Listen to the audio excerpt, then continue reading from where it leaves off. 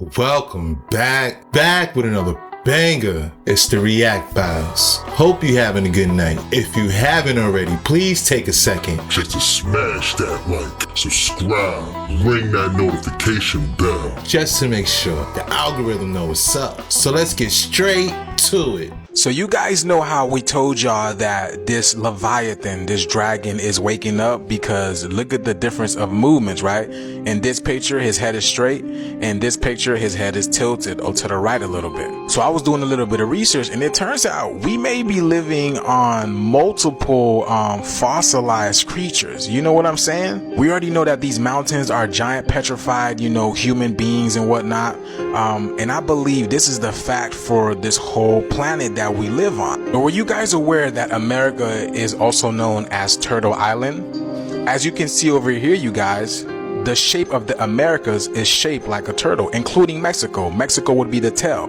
California one of the legs, Florida the other leg, right? And then you have over here the arms and the head of the turtle. Here's another better depiction, as you can see over here, you guys, right?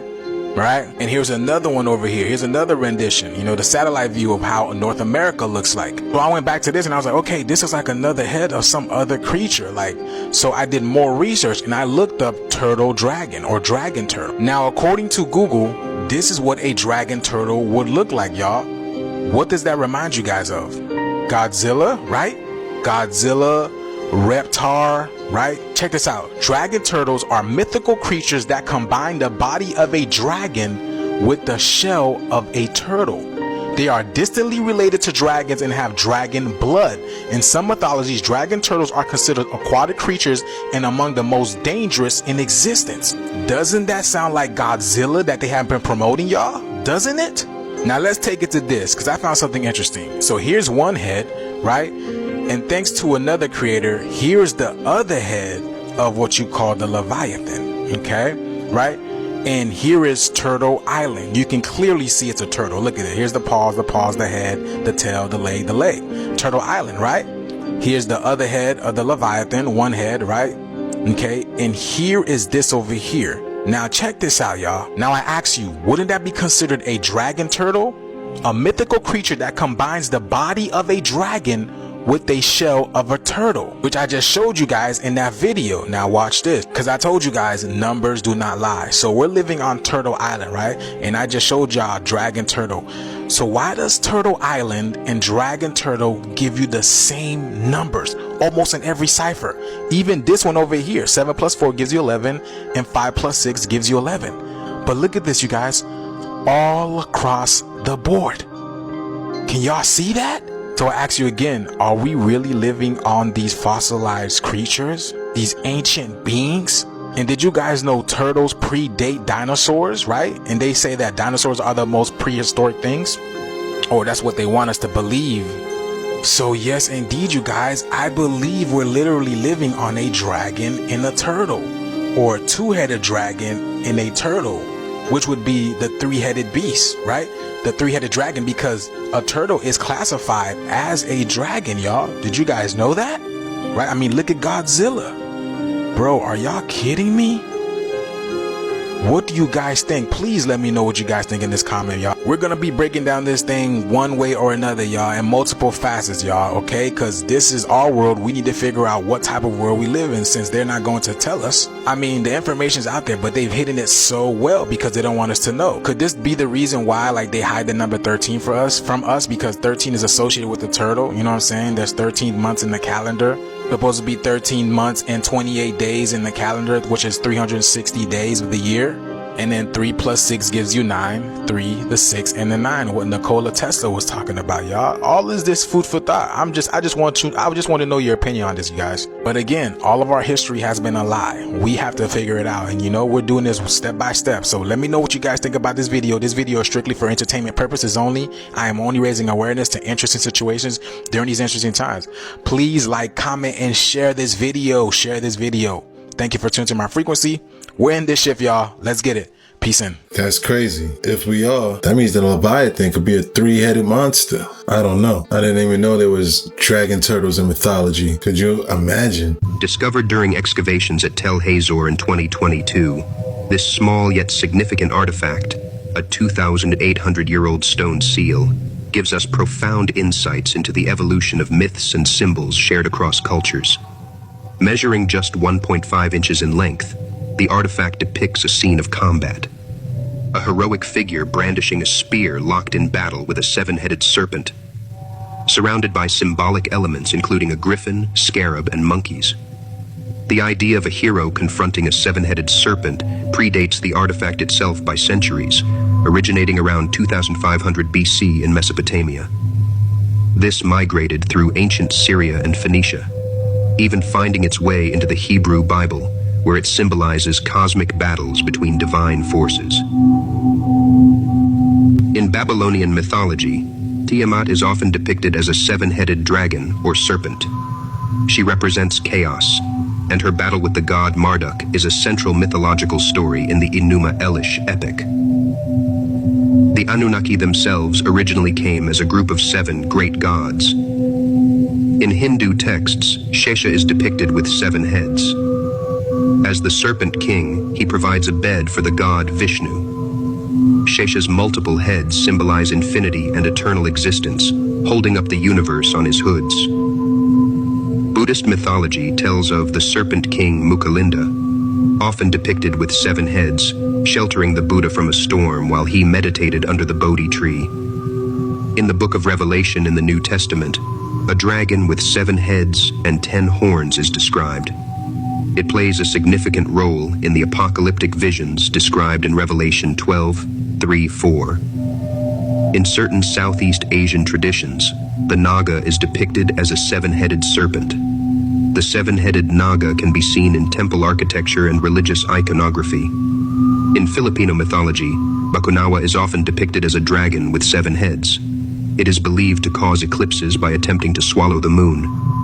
The creature is seen as both a destroyer and a symbol of celestial events. And in the ancient texts of Ugarit, Lotan, or Leviathan, is a 7-headed sea serpent defeated by the god Baal. This myth has parallels in the Hebrew Bible, where Leviathan is similarly described as a multi-headed sea monster, symbolizing chaos and destruction. In 2024, researchers claimed that at least 7 stars in the Milky Way might have Dyson spheres, a type of advanced alien technology. The concept of Dyson spheres was proposed by physicist Freeman Dyson in 1960. These are massive structures that could surround a star or black hole to capture its energy for an advanced civilization. The most extreme version is a sphere encasing a star, while smaller versions could be rings or swarms of mirrors. If such structures exist, they would emit large amounts of infrared radiation due to the heat from the star. A study published on May 6th in the journal Monthly Notices of the Royal Astronomical Society used a computer program to search for infrared excess emissions, IEEs, among over 5 million stars. The data came from various observatories, including ESA's Gaia spacecraft and NASA's WISE and 2MASS surveys. The program identified 7 promising candidates, all M-dwarf stars which are smaller and dimmer than the Sun, and located within 1,000 light-years of Earth. Dyson sphere hunters look for IEEs as one of the main technosignatures of alien civilizations, along with unusual radio signals, atmospheric gases, and artificial light.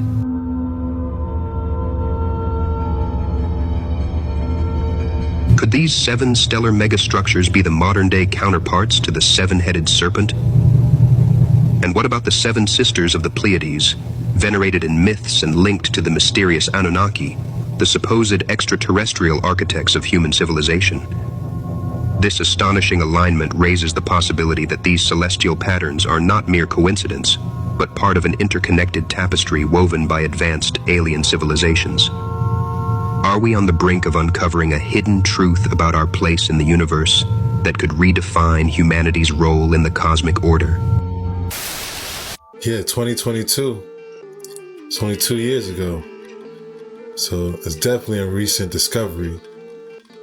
The Leviathan connection This was really interesting. Engineers are now in a race against time as 2 astronauts are currently stuck in space after their return trip to Earth was delayed for a 3rd time yesterday. The astronauts were supposed to have returned home from the International Space Station on June the 13th, but multiple mechanical issues have since occurred with Boeing's Starliner spacecraft, including 5 thrusters that abruptly stopped working on the way there, and 5 separate helium leaks. Now, experts say that these issues are not showstoppers, and hopefully both of these astronauts should be able to return home soon. But they also say that the return capsule does have limited fuel, which leaves them about a 45-day window to return home safely. As this situation develops, of course, I'll keep you guys updated. I knew Boeing made airplanes, but I didn't know they made space shuttles too. And those are breaking down? Sounds like a movie, being stuck in space. They need to send somebody up there to get them. Sounds like Ocean Gate in space. It's always Boeing. Boeing just need to get out the business at this point. I don't know if y'all see what's going on right now, but it's very bad. Probably the worst it's ever been. Come back to this in 1 minute. Just a few hours ago, we had a U.S. drone shoot U.S. missiles at a beach outside of Crimea, with Russian casualties in the hundreds, including children, literally fired upon innocent civilians. I can't show you the video, but it's out there. And Russia responded. A deliberate, unmoral missile attack carried out in the city of Sevastopol by 5 American missile equipped with cluster warheads, drones. And they go on about how it's U.S. satellite data because the others did not have these capabilities. Therefore, responsibility lies solely on the United States. Such actions will not go unanswered. And allegedly, according to the news in Russia, about the same time, there's terror attacks going on. And now this is a UK military ad they just put out.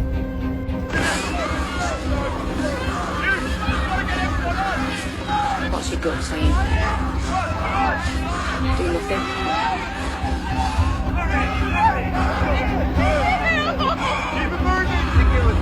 You've got the instincts. Now, get the training. Wake up.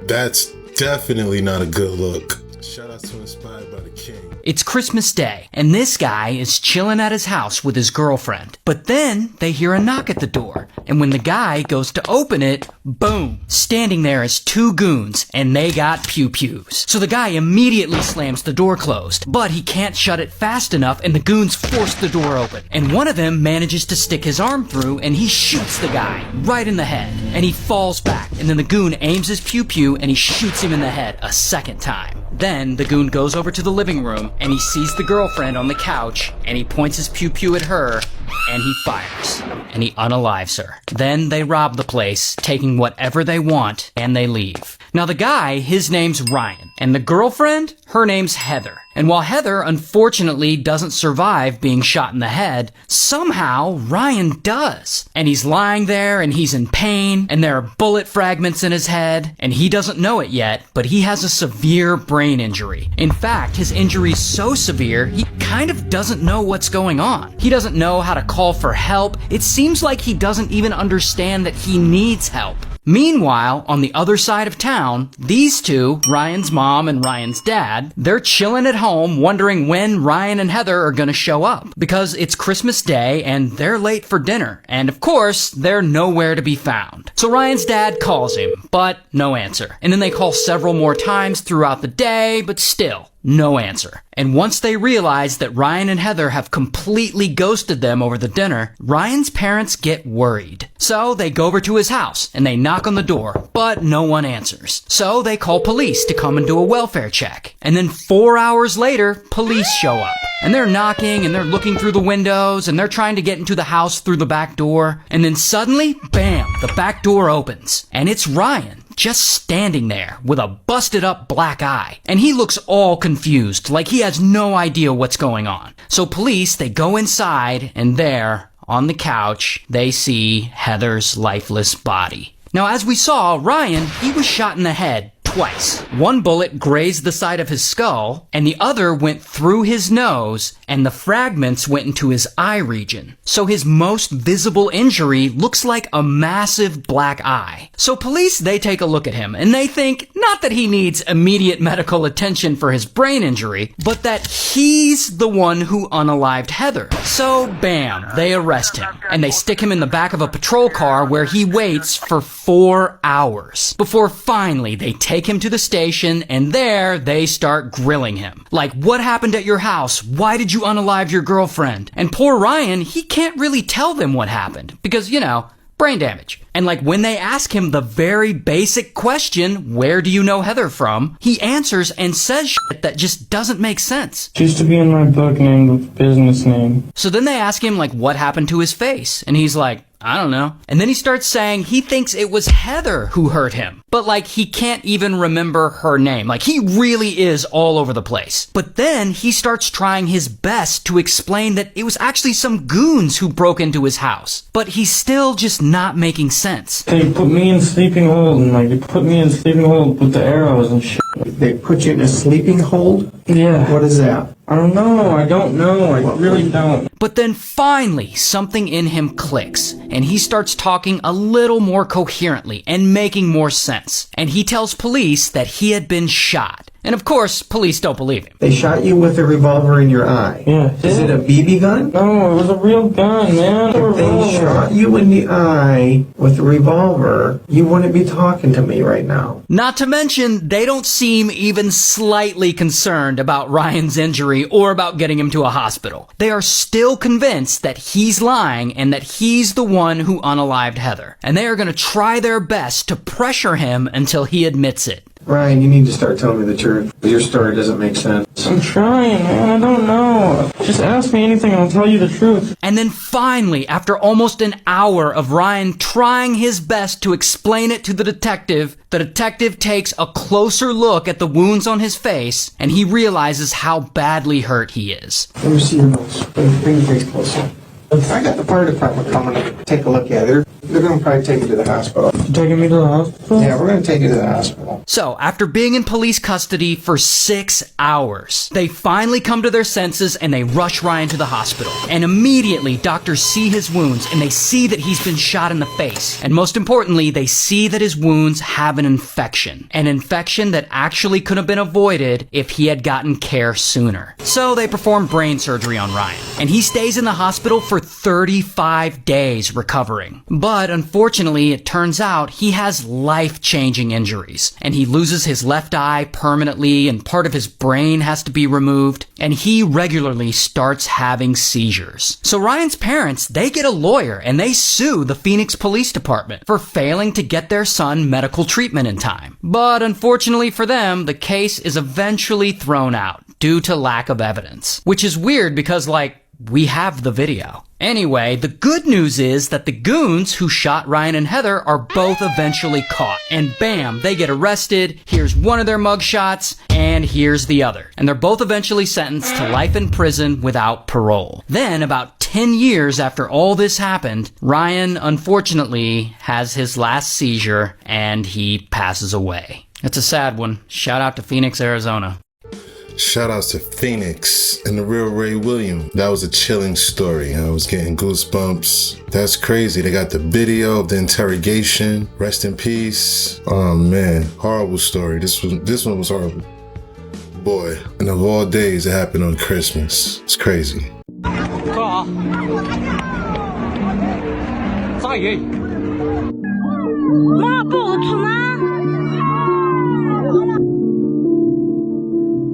Rockets are literally falling from the sky in China. What you are seeing is shocking footage of crowds of people running away as a large debris from a rocket China launched yesterday falls back to Earth over a populated area. Now the problem is, this isn't even the first time. There have been multiple cases of this happening in the past few years alone. And these falling rocket pods pose a serious risk, not just by hitting people, but also the toxic chemicals that it releases from the rocket fuel. These uncontrolled re-entries are being heavily criticized and are a growing concern as China's space program continues continues to expand. If you or anybody you know owns a dog, you're gonna want to watch this video because the FDA just issued a nationwide recall on dog treats. So this dog treat recall prompts a nationwide warning to pet owners. And the FDA issued a statement to dog owners that your pets could be in danger following the recall of treats that may be contaminated with metal objects. So they're saying that these treats were made by TDBBS LLC and they were sold under the Barkworthies and Best Bully Sticks brand labels. These treats were sold nationally in retail stores and online from February 2024 to May of 2024. They're saying that this recall announcement warns that the potential presence of metal objects could pose a health hazard to your dog, and they're also saying that so far there have been no reports of pet injury or illnesses regarding the potentially impacted products, so that's good. And then this is a list of all the current dog treats that are recalled. If you want to pause and read, you obviously want to make sure you don't have any of these. If you have any of the recalled products, obviously make sure you don't give them to your dog, and if you already have, just make sure you monitor them. I give you these news roundups every day, so make sure you add me and come back to me tomorrow.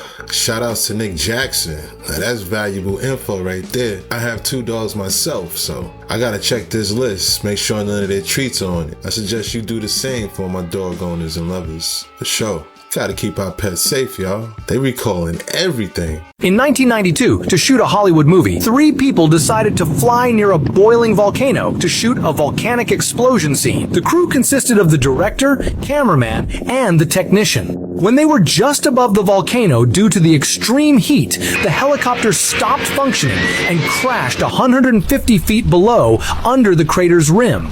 What happened next is beyond imagination. The helicopter crashed just near the lava. The cameraman and director decided to climb the volcano. However, the technician stayed back and tried to contact the emergency services. A helicopter was sent to rescue them. The helicopter saw 2 people climbing the volcano and quickly dropped a rope to rescue them. However, the technician was nowhere to be found due to low visibility because of fumes. The helicopter returned back. Hours later, the helicopter again returned back, and this time the technician was also rescued. Although these guys went to shoot a Hollywood movie, but ended up creating their own Netflix show. I wonder what show that was. If you know, let me know in the comments down below. It was a crazy story right there. Boy, I'm happy all 3 of them made it out alive. I would have been climbing with them that first time around.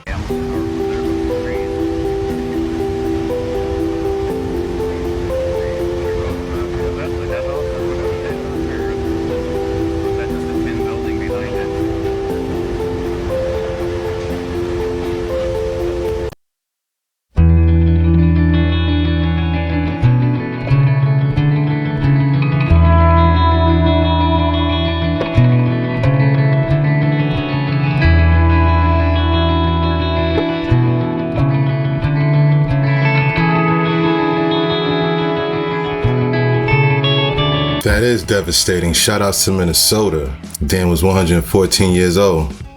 It's an old damn.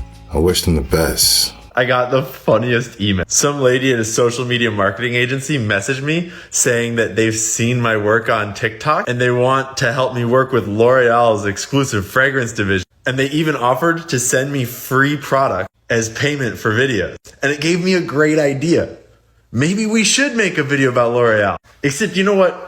Because I'm such a nice guy, I'm actually just gonna do it for free. Mostly because I don't want to put that shit anywhere near my hair. And oh boy, I had no idea what I was about to find. I thought I was just gonna make a video all about hair loss lawsuits for L'Oreal. We'll get there in a minute. But this thread is way funnier and way crazy. So who owns L'Oreal? Well, Nestle owns a huge chunk, and then like BlackRock, Vanguard, State Street is this part. But the owners of L'Oreal is the founders, the Betancourt family. These guys are like French royalty, basically. This woman is like in control now, but her mom, this lady, she was the richest woman in the whole world before she died. And if you go look up the Betancourt affair, this is like peak billionaire drama. A high-level French political scandal involved tape recordings made by the butler that got released, where they were bribing French officials so they wouldn't have to pay taxes and they could keep undeclared billions of dollars in Swiss bank accounts. They were bribing the Minister of Labor, this guy, with cash and offering his wife a job. And he was literally running a campaign to catch wealthy tax evaders while these guys were paying him to be the wealthiest tax evaders of them all. And then he gave them a 30 million euro tax rebate. Good job cracking down on those tax evaders, Eric. Sorry, Eric. But it doesn't stop there. They were giving out envelopes stuffed with cash. Like, for example, this one that got reported 150 million euros straight towards the French president, Nicolas Sarkozy. So this family literally had like the whole French government paid off right up to the president. But it does not stop there. Once these recordings leaked, then the 3 newspapers that were reporting on it got robbed. Someone broke into their headquarters and stole laptops that contained the CDs of the illegal wiretap audio. The responsible party behind it is officially unknown to this day. I mean, I can't imagine who would have done that. But then there's like this family drama too, where the mom, the richest woman in the world at the time, she was getting real friendly with this photographer guy, Francois-Marie Bagnier, who is also the godfather to Johnny Depp's daughter. He's like a celebrity photographer. They got real friendly and she started giving him mad cash, like over €1 billion of things like life insurance policies and paintings and shit. But then it was alleged that he was like coercing her and taking advantage of her when she was like old and unwell. Those allegations were filed by her daughter. This charming lady who was, next in line to the throne, so to speak. She took her mom and her mom's, dude to court. One of the biggest French political scandals in history, not in history, in recent history, ensued. The older lady, the mom, her lawyer said that Mrs. Betancourt, the mom, was ready for nuclear war with her daughter. I'm sure that French people all have their own opinions of what the fuck happened with this. But basically, the richest woman in the world had a daughter, and then they proceeded to fight over money, while they were simultaneously bribing the president of France, the entire French government, so they could launder money and do whatever, like Lord knows what. Judges had to get involved and stop the catfight. Seriously, go look it up. It's pretty wild. But that's kind of a tangent, because I want to give L'Oreal some free advertising. Because this lady who I won't name was so into my content, she was so familiar with my content that she was really stoked for me to talk about L'Oreal in, the style that I always do. Because I'm sure she did her homework and knew that I just love advertising for giant mega corporations. So if you didn't know, a good technique is to type in the name of the brand you're thinking of buying and then the words class action lawsuit and just, see what comes up. Now, important disclaimer, class action lawsuits take a long time to go through court and, until they're settled, technically no one is convicted of any wrongdoing. And usually these mega corporations kind of just settle most of it out of court by paying a shitload of money so they don't have to admit they ever did anything wrong. Because, multi-billion-dollar cosmetics companies that are busy bribing the president of France would never do anything wrong. But that being said, a shitload of people are accusing them of using chemicals that cause uterine cancer. Thousands and thousands of lawsuits based on a growing body of scientific evidence linking the chemicals to uterine cancer.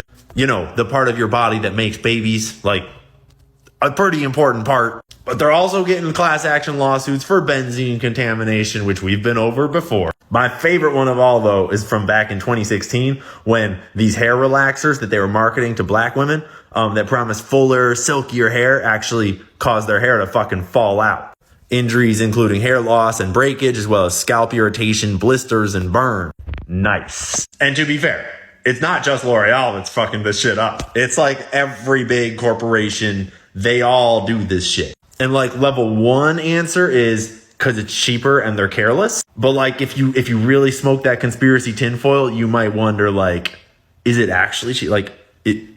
Is there not another agenda going? I don't know. I don't know. I'm just saying it's all of them are doing it. Which is why I will respectfully decline to receive your free poisonous hair products that will make my hair fall out. Because my hair is doing pretty good, actually. And I've been traveling. I have not been taking very good care of it lately. But everyone always asks me what's the secret to my hair. And it's pretty simple. Number 1, have good genetics and get really lucky. Have good parents with good hair. Number 2, eat really healthy.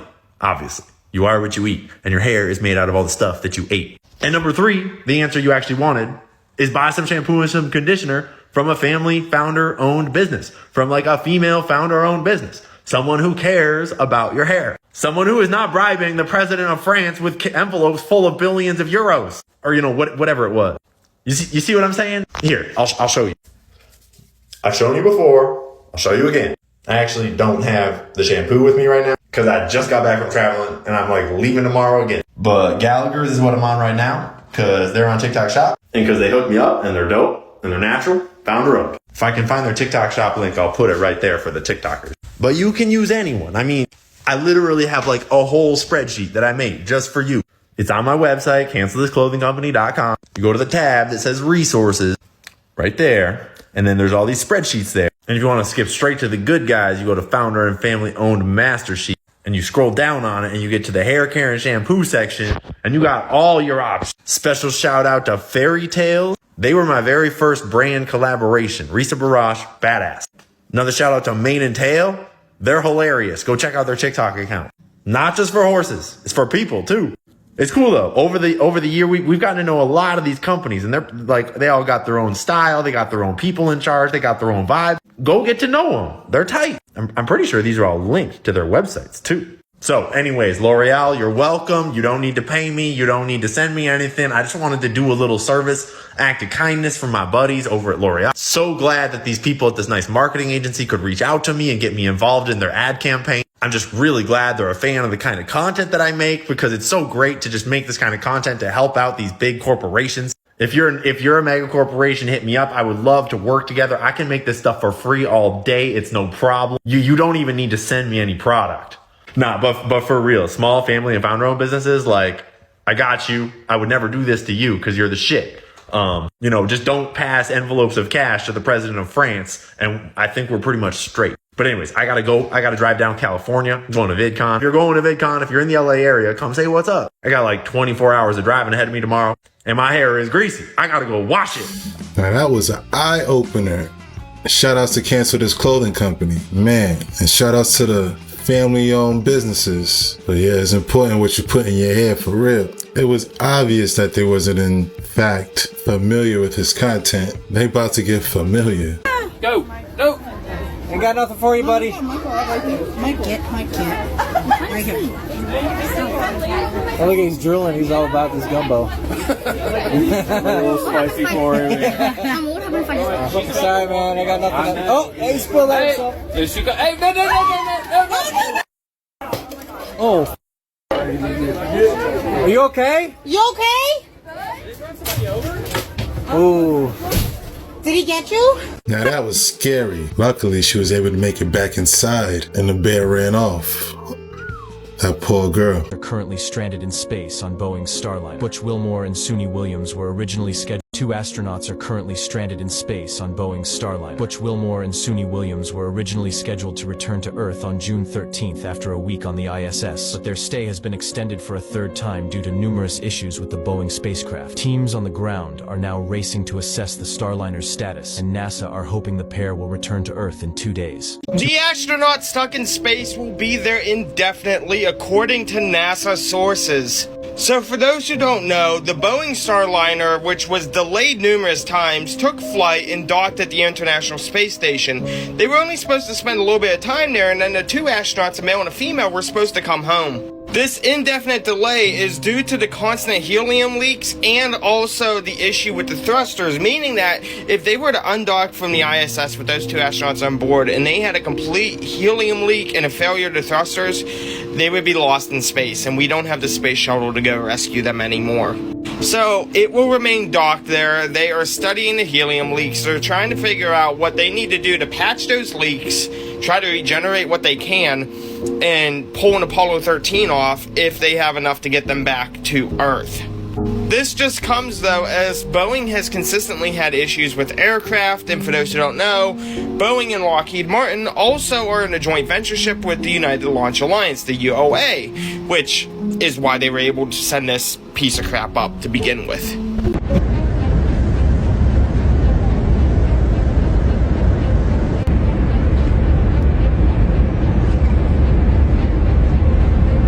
At this point, why are they still in the air? Space, atmosphere, it doesn't matter. Apple Pay just released their new commercial speaking about alien invasion. They are trying to tell us that these aliens come in peace.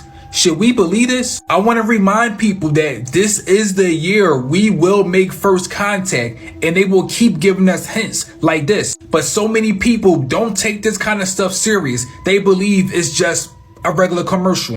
It's a promotion for a new item. It's much deeper than this. But I want people to know something. These aliens are not coming from outer space. They are really walking around with us every day. The invasion already happened. They are putting commercials on TV like this just to get everyone mentally ready so when they do show themselves. The reason why so many people will never wake up to the truth about our reality is because they have satellites that keep us under hypnosis. It's not just satellites over top of this planet. They put satellites under the ground, especially where the churches are. They showed something really strange in this commercial.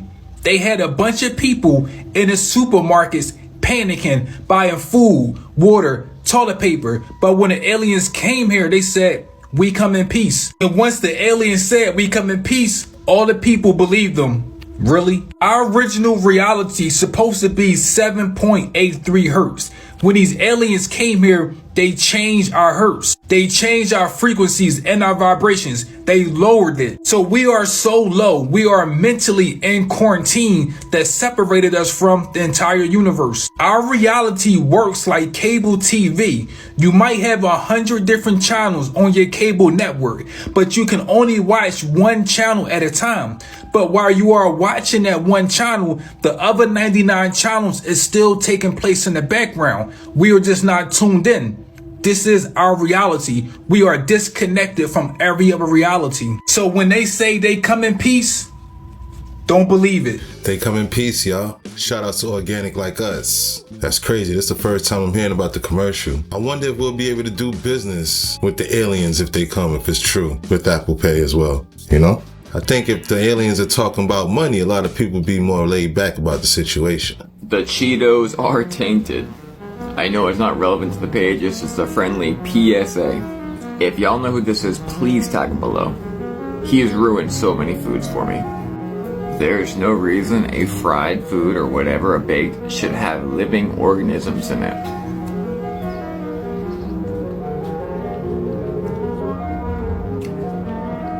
It looks fine right now, right?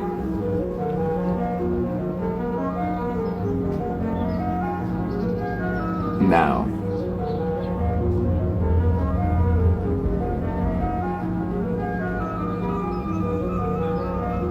That is disgusting.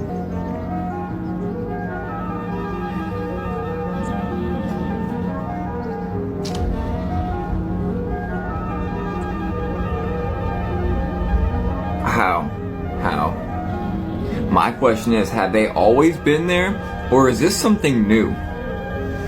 If you know, you know. If you don't, you don't.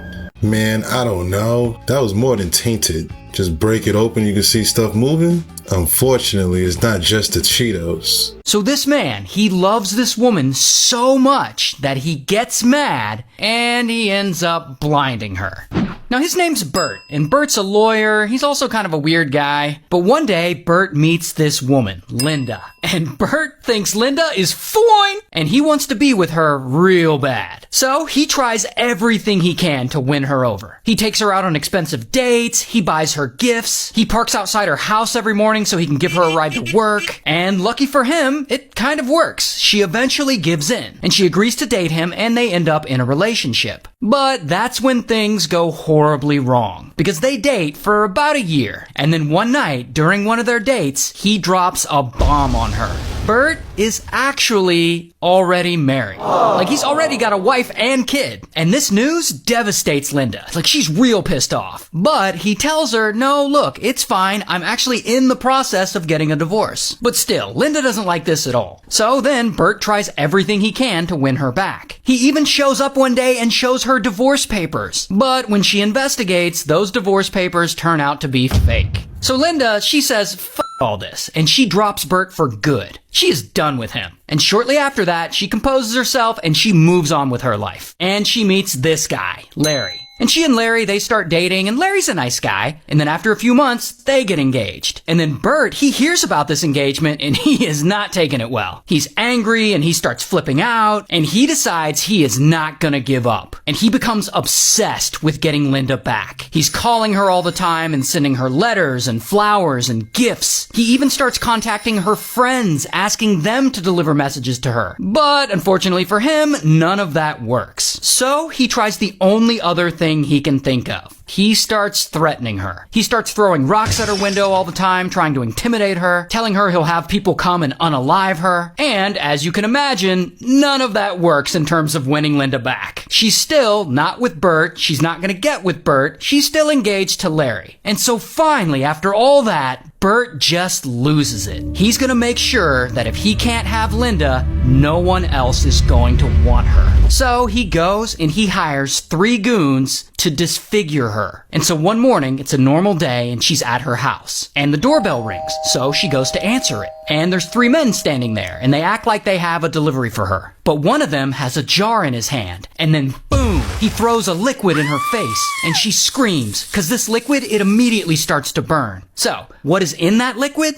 A bunch of lye. You remember that chemical burn scene from Fight Club that burned Edward Norton's hand? That's lye, and that's what they threw in her face. So it's immediately burning her up, and an ambulance comes and rushes her to the hospital. And there, Linda spends about 3 months undergoing multiple surgeries, trying to recover, but unfortunately, this attack ultimately leaves her permanently blind in one of her eyes and partially blind in her other eye. And to make things even worse, shortly after she's discharged from the hospital, she has a long talk with Larry. And they decide to call off the engagement. They think Bert is too dangerous of a person and that he's probably going to try and hurt Larry next. So, no more engagement. 4 months later, police finally track down the goons who Bert hired to attack Linda. And they give in and they confess to doing it, but they say it was all Bert's idea. So then, pow, Bert gets arrested. Now, I don't have his mugshot, but I do have a picture of him getting arrested. So he gets sentenced to a minimum 15 years in prison. But he still has a huge problem because he's very much still in love with Linda, and he's not just gonna let her go. So while he's in prison, he starts to write letters to her. He tells her he misses her, he tells her he's still crazy about her, and poor Linda, her attacker's now in prison, but even still, her life just isn't going so well. She's nearly blind now, she's struggling financially, she's living all by herself in Manhattan, so she gets lonely, and she starts to write him back. And Bert, when he learns about her financial situation, he starts to send her a little money. I guess he had been doing paralegal work on the side in prison, and whatever little money he makes, he sends to her. And she needs that money, so they stay in regular contact. And 14 years go by, and they're still in contact. And finally, one day, Bert's sentence is over. He gets released from prison. And once he's out, he and Linda start meeting up again. And old Bert, he's actually getting a bit of media attention since his release, because he's the guy who made the news years ago because he hired a couple of men to blind his ex-girlfriend by throwing lye in her face. So he's kind of locally infamous. And he gets invited to do an interview on TV. So he goes on this live TV show. And while he's there, during the interview, he turns to the camera and he proposes to Linda in front of the whole world. And of course, because, you know, life isn't fair and we live on a fucked up planet, Linda says yes. And only 8 months after he's released from prison, Linda married the man who blinded her. And they live happily ever after, and here's what they look like in real life. Until over 20 years go by. And by this time, Bert has cheated on Linda with multiple women. Because of course he has. But one of his mistresses comes forward one day, and she says she and Bert have had a fling for the past 5 years. But that recently, he had been harassing her and threatening her with violence. The same thing he used to do to Linda. So this mistress, she goes and she files charges against him. And the case eventually goes to court. And Linda actually appears in court as a character witness for Bert. She's like, oh no, he would never hurt anyone. And ultimately, Bert beats most of the charges, but he does get convicted of second-degree harassment. So the couple continues on with their marriage. And then, about 15 years after that trial, unfortunately, Linda passes away. And then, in a weird twist, years later, when Bert is 93, his much younger caretaker allegedly swindles him out of his $15 million fortune. Like, right before he dies. But that's a whole other story that's currently playing out in the courts right now. So, shout out to New York. Shout outs to New York. Old buddy looked like he was some type of gangster. Lie? Like the stuff they used in Fight Club? Boy. Rihanna is spotted here with Michelle Lamy, and just pay very close attention to how they treat this woman. Shortly after, this is her backstage of A$AP Rocky, and this woman has deep connections with every single celebrity. I mean, many pictures and videos of her and Usher, Kim Kardashian, Migos, Kanye West, A$AP Rocky, whatever, you name it, almost every single celebrity. But who is this woman? You look her up, it says she's a fashion designer, filmmaker, producer, whatever. But she's also married to Rick Owens, and now we're getting warmer. If you know anything about Rick Owens, he's known as the Dark Lord of fashion. Now, if this woman is married to the Lord of Darkness when it comes to fashion, and she's a fashion designer, this is literally her wearing his head, you start wondering, what is she doing with all these artists? Surely it can't be all fashion, right? And then you see pictures of her with Marina Abramovich, which is outspoken for her art, but also her spirit cooking. All I'm saying is be aware of what's really going on and do your own research. I like how he said Usher. The eyes are a definite reflection of the soul. Pirates of the Caribbean actor Tamayo Perry was killed in a shark attack while surfing in Hawaii. Perry was found washed up off the coast of Oahu with multiple shark bites and both his arm and leg missing. The surfing legend, who was also a lifeguard, was pronounced dead at the scene by paramedics after being brought to shore by jet ski. He was best known for his roles in the 2002 hit movie Blue Crush, as well as Lost, Pirates of the Caribbean, and Hawaii Five-0. Tamayo was loved by all, and Honolulu's mayor said the community was reeling from the tragic loss. Rest in peace. Our condolences to the family. It seems like shark attacks has ramped up this year. What's ironic is the t-shirt he was wearing. That gray t-shirt said, "Ask me about Jaws." Yo, that's crazy. Oh my gosh, that is crazy. That is so scary. Stressed out if I was the worker, but she has to get them all out. Oh my god. That's more than scary. That's terrifying. Look like they still was on their way up. That's the worst part, to get stuck. Happy they was all okay. Yeah, speaking of Guatemala, Luca was found in the city of Guatemala in a blocked off place. They don't want nobody to know about this, y'all. This is in between a mound. Check this out. So this is in the middle of the city. It's actually blocked off.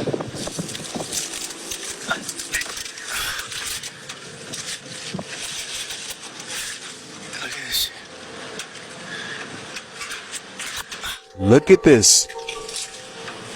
Look at our history, y'all. For over 10,000 years. See that head right there? Look at that head. He said this has been there for over 10,000 years. Man, the stairs are in pristine condition, y'all.